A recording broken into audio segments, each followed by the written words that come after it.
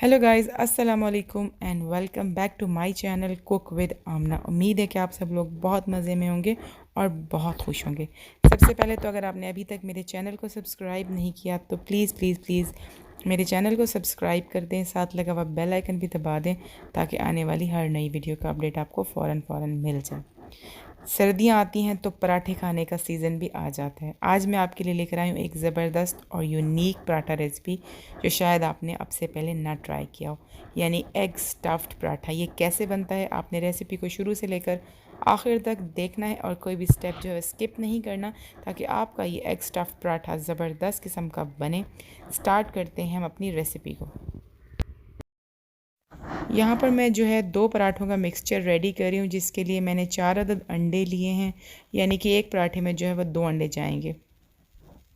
तो जो अंडे हैं उनकी ग़िज़ाइयत बहुत ज़्यादा होती है उनके अंदर, तो सर्दियों में तो वैसे भी ये ज़्यादा जो हैं वो अच्छे होते हैं बच्चों के लिए, बूढ़ों के लिए। तो आप देख सकते हैं कि यहाँ पे मैंने 4 अंडे ले लिए हैं। इसके अंदर मैं डाल रही हूँ बारीक कटी हुई प्याज 1 मीडियम साइज़ की, और हरी मिर्चें डाल रही हूँ 2 to 3 बारीक कटी हुई, red chili powder 1 teaspoon, black pepper powder 1 teaspoon, red chili flakes 1 teaspoon जा रहे हैं, और इसके अंदर थोड़ा सा ज़ीरा जा रहा है, और इसके साथ साथ यहाँ पे थोड़ा सा कोरिएंडर जा रहा है, उसको हाथ हथेली पे थोड़ा सा मसल लें। नमक जा रहा है हस्बे ज़ायका या 1 टीस्पून। बाकी के मसाले आप अपनी मर्ज़ी से एडजस्ट कर सकते हैं। उसके बाद इस मिक्सचर को अच्छे से मैंने फेंट लेना है और इसको 2 हिस्सों में डिवाइड कर लें ताकि एक पराठे में और दूसरे पराठे में बराबर बराबर मिक्सचर जाए। एक गोल रोटी जो है वो मैंने बेल लेनी है, जिस तरह से हम नॉर्मल रोटी बनाते हैं, और उसको बेलने के बाद जो है जिस तरह से मैं इसको फ़ोल्ड करूँगी आपने सेम उसी तरह से इसके फ़ोल्ड्स बनाने हैं। इस पराठे की मज़ेदार बात ये होती है कि ये लाजमी फूलता है। अदरवाइज़ सम टाइम हमारा पराठा फूलता है और सम टाइम नहीं फूलता, लेकिन ये जो पराठा है ये लाजमी फूलता है। तो आपने ऐसे ऑयल अंदर लगा देना है और इसको इसके बाद एक साइड से फ़ोल्ड करना है और इसके बाद दूसरी साइड से फ़ोल्ड करना है, जिस तरह से मैं आपको वीडियो में दिखा रही हूँ, बिल्कुल इस तरह। ये एक तरह की मिनी पॉकेट सी बन जाएगी और इसके बाद इसको सही से इसी डायरेक्शन में बेल लेना है। पहले आप इसको एक साइड से बड़ा कर लें और उसके बाद दूसरी साइड से बड़ा करें, तो ये आपका एक चौकोर पराठा बन जाएगा। और इसके बाद हम चलेंगे अपने नेक्स्ट स्टेप की तरफ।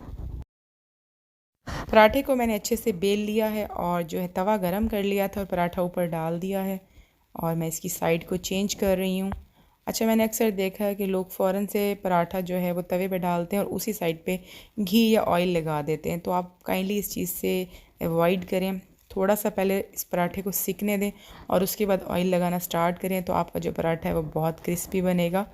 अच्छा जी, आप देख सकते हैं कि यहाँ पे हमारा जो पराठा है वो फूलना स्टार्ट हो गया है।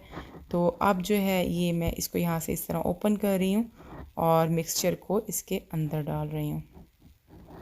स्लोली जो है वो आपने सारा मिक्सचर जो है पराठे के अंदर डाल देना है। जो थोड़ा सा रह गया है वो स्टिक से अच्छी तरह से डाल दें, और उसके बाद जो है आप धीमे धीमे इसको जो है प्रेस भी करें ताकि जो मिक्सचर है वो पूरे पराठे में अच्छे से स्प्रेड हो जाए और कॉर्नर्स तक चला जाए। तो आप देख सकते हैं वीडियो में जिस तरह मैं कर रही हूँ, बिल्कुल इसी तरह आप इस प्रोसीजर को फॉलो करें, आपका पराठा बहुत अच्छा बनेगा और बच्चों को ख़ास कर ये बहुत पसंद आएगा, क्योंकि बच्चे हमेशा ही थोड़ी सी डिफरेंट और यूनिक चीज़ को खाना पसंद करते हैं। अगर उन्हें कोई डिफरेंट चीज़ मिले तो वो इसको ज़रूर खाते हैं, क्योंकि रोज़मर्रा की जो चीज़ें बनती रहती हैं बच्चे इससे अक्सर बोर हो जाते हैं। फ्लेम जो है पराठे के लिए अपने हमेशा लो रखना है, कभी भी तेज़ आंच के ऊपर पराठा नहीं बनाना। पराठे की अच्छी से हम फ्राइंग कर लेंगे। जब दोनों साइडों से पराठा फ्राई हो जाएगा तो फिर इसको हम तवे से उतार लेंगे। अभी हमारा पराठा लो फ्लेम के ऊपर पक रहा है। थोड़े से इसके किनारे जो हैं अभी मुझे थोड़े थोड़े कच्चे लग रहे हैं, तो वो भी मैं अच्छे से फ्राई कर लूँगी।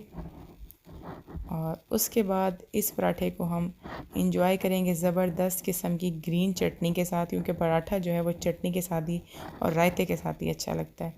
तो ग्रीन चटनी में मैं हरा धनिया, हरी मिर्चें, थोड़ा सा पुदीना, ज़ीरा, नमक डालकर इसको ग्राइंड कर लूँगी और इस पराठे के साथ इंजॉय करूँगी। पराठा हमारे यहाँ पे बिल्कुल तैयार हो चुका है।